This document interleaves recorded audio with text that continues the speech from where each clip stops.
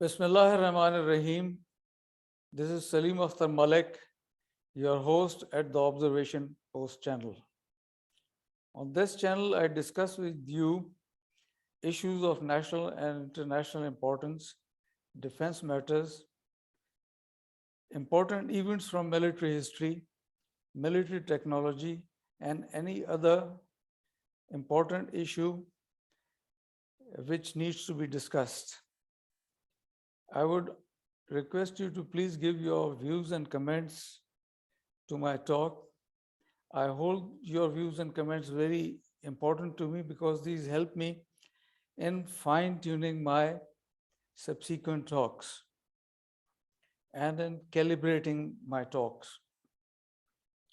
Before I proceed further, I would request you to please click the bell icon to subscribe to my channel. On this session, I'll be talking to you about the wars between India and Pakistan, where the main bone of contention or the eye of the storm had been the dispute of Jammu and Kashmir. Now, I'm saying this because in the recent past, there have been a general impression on both sides of the line of control in Jammu and Kashmir that after India's ham-handed actions in Jammu and Kashmir by trifurcating the state into 3 union territories and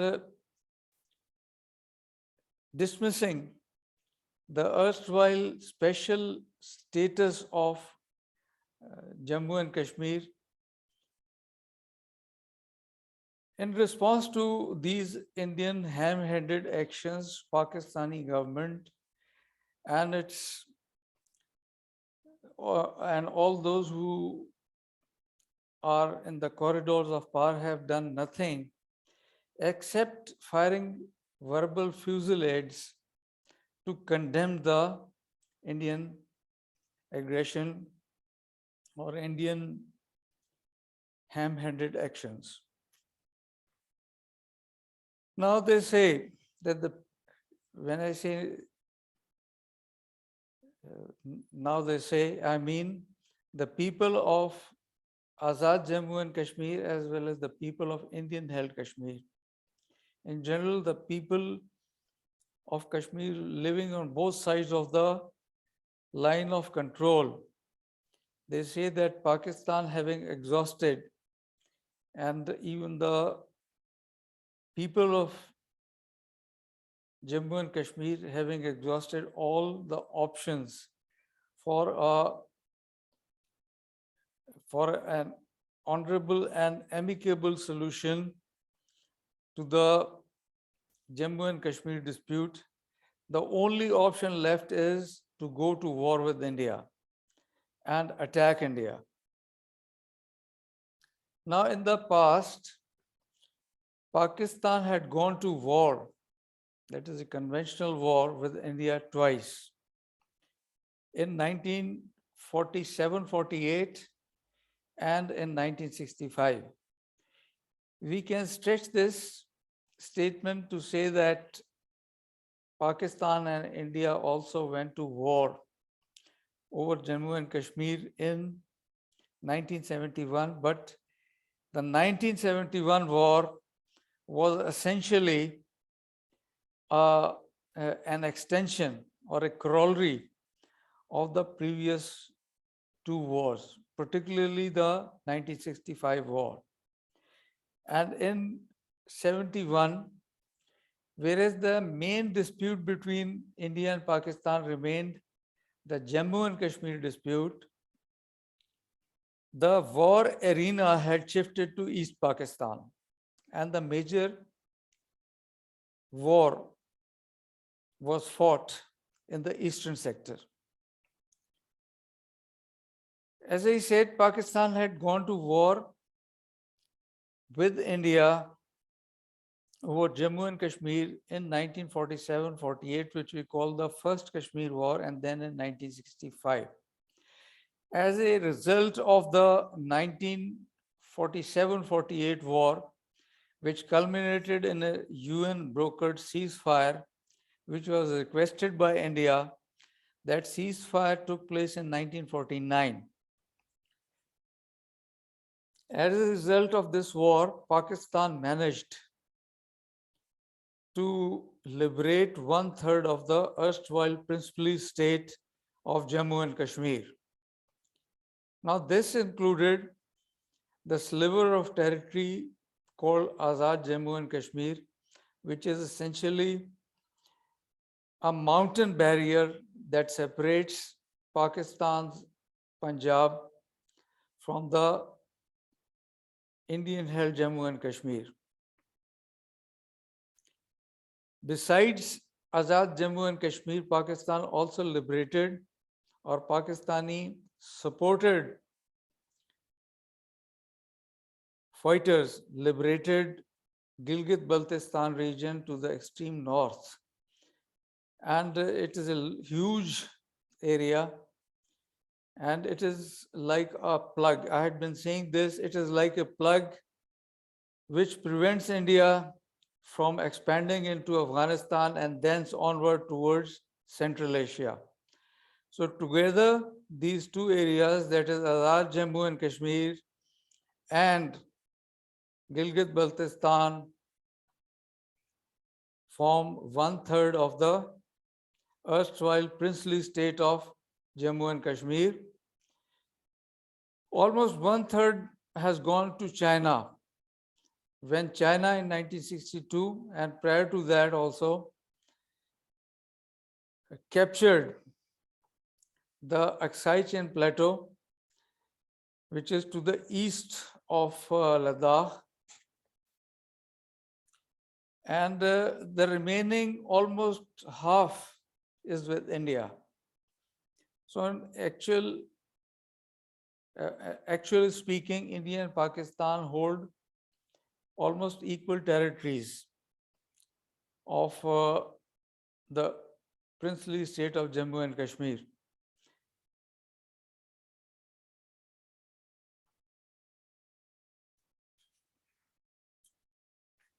Now, the 1965 war was a stalemate. It happened because Pakistan had sent or was abetting freedom fighters in the Indian held Kashmir. Those freedom fighters were waging a struggle, an armed struggle against the Indian forces. And the war resulted because the Foreign Office, which was headed by Zulfikar Ali Bhutto, who was then the Foreign Minister of Pakistan. So Zulfikar Ali Bhutto had managed to persuade Ayub Khan, or to make him believe that Pakistani supported insurgency will not result in India attacking Pakistan across the international border. So India attacked Pakistan across the international border on 6th of September 1965. This resulted in a major war between India and Pakistan, and the war culminated in a stalemate. And thereafter, both India and Pakistan decided that since they lacked the conventional punch to force a military solution on each other, therefore, they would resort to indirect means, that is through proxy wars. So we can say that if that be the case, if that was the case, then why did India attack Pakistan, and why was there a conventional war between India and Pakistan in 1971? So 1971 war was an extension of the 65 war. And As a result of the 1965 war, America was also angry with Pakistan and had wanted to punish Ayub Khan, whom he had considered to be responsible for the war. So it indirectly, it remained indifferent to Pakistan's concerns, and that helped India in joining with the Soviet Union to support an insurgency which was led by the separatists who had the support of Mujibur Rahman, Mujibur Rahman's Awami League, and the Soviet Union supported India, and as a result, this conventional war resulted in Pakistan's dismemberment. But then that was the last major war which was fought between India and Pakistan. And after that, there was a grand season of proxy wars where both the countries hit each other at their Achilles heel. And this involved kinetic wars or kinetic conflicts, smaller kinetic conflicts reinforced by non-kinetic wars. And that non-kinetic war, or what we call the fifth generation war, is going on even now.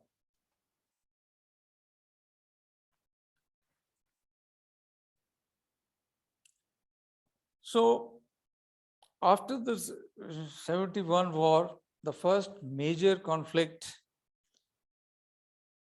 which confronted Pakistan was the 1979 Soviet invasion of Afghanistan, in which Pakistan had to fight the Soviets with the help of other countries, particularly the United States. Now, United States and its allies had their own axe to grind. But then, because it was in Pakistan's interest to defeat the Soviets in Afghanistan, so it accepted help from the the United States. And it was a major conflict in which India supported the Soviet Union. So Indians were jilted at Pakistan Army's operations against the Soviets in the border areas of Afghanistan, as well as in the Soviet Union proper, where ISI-led Afghan Mujahideen attacked objectives in Soviet Union proper. However, as I said, India remained glued to its Soviet ally and provided all the verbal help which it could in order to augment the Soviet offensive in Afghanistan. However, in 1984, unable to do anything which may prevent Pakistan from ceasing its operations in Afghanistan, India exploited the gap between the northernmost point in the line of control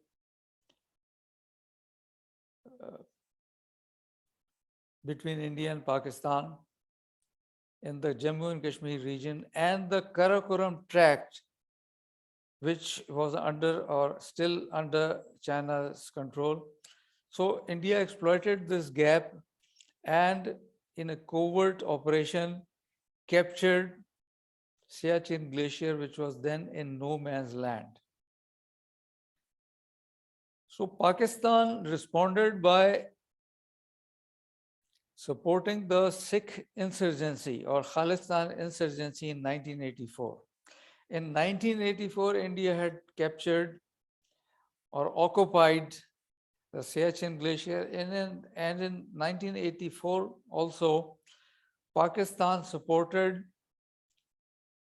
either in retaliation to Indian action in Siachen or on its own to interdict India's line of communication to the Indian held Kashmir by supporting the Khalistan insurgency. However, Khalistan insurgency was not the brainchild of Zia. Here I would quote from uh, an excerpt from Raman, a retired officer of RAW. He states, in 1971, one saw the beginning of a joint covert operation by the United States intelligence community in Pakistan's ISI to create difficulties for India and Indian Punjab. The US interest in Punjab militancy continued for a little more than a decade and tapered off after the assassination of Indira Gandhi.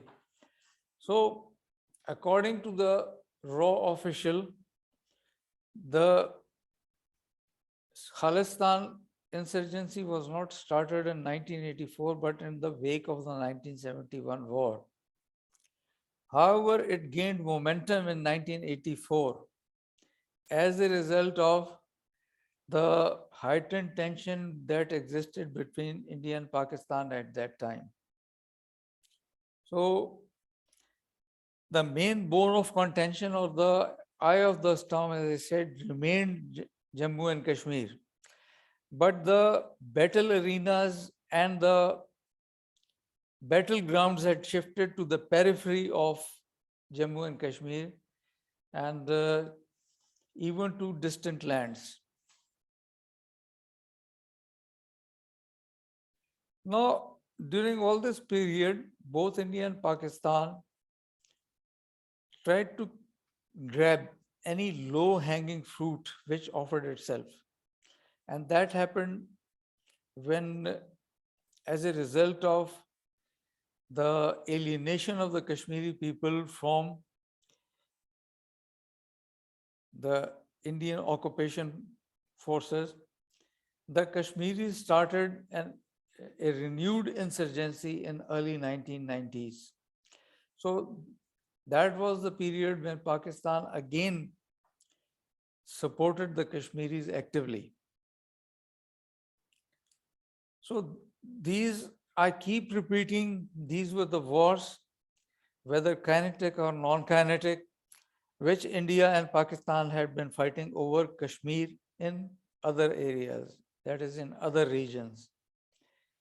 Now, the battlegrounds had shifted, as I said, to the neighborhood of India and Pakistan also. Between 1983 and 2009, there was an Indian-sponsored insurgency in Sri Lanka.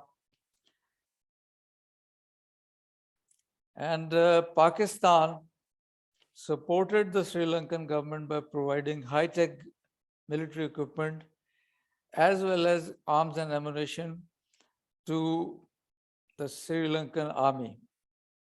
And in 2009, the Indian government thought it was useless to continue the fighting, and it then stopped helping the insurgents, and then law and order in Sri Lanka was reimposed and regained by the Sri Lankan government.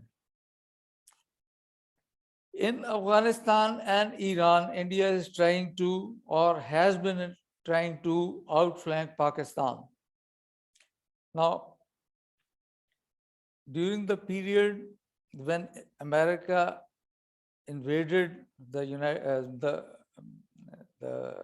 region of Afghanistan as an excuse to the 9/11 incident, India had been actively in support of the United States. And it had, as I said, outflanked Pakistan from the Afghan territory. Likewise, India had been trying to outflank Pakistan from Iran by actively helping Iran in developing the Chabahar port on the Arabian Sea coast, which is very close to the Gwadar port, which is the terminus of CPEC that joins China's western provinces with Arabian Sea. So the fight or the fighting between India and Pakistan over Kashmir continues through proxy actions or through proxy operations, whereas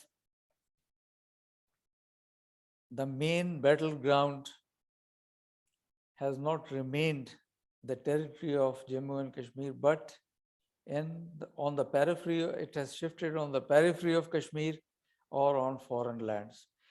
This is all what I wanted to say in this session. See you in the next session with another topic. Till then, bye-bye.